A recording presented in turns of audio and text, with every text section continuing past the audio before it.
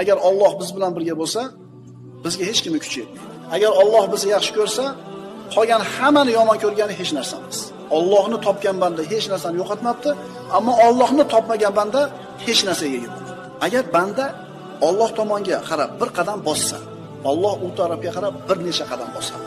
Banda Alloh taologa qaytay, bo'ldi endi tavba qilay degan fikrni kallasiga olib kelishligi bilan hali hech narsa qilmadi, qaranglar. Bo'ldi endi bugundan ichmayman. Bo'ldi bugundan boshlab namozni boshlayman.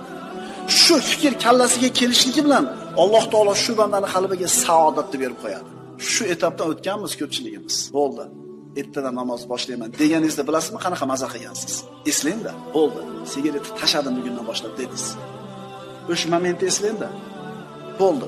Ertadan bomdodga chiqib namozni boshlayman deyishiga bilasizmi qanaqa xotirjam bo'ladi qalb. Demak, Alloh tomonidan ijobat, Alloh taolo tomonidan javob nima bo'lar ekan? Juda ham tez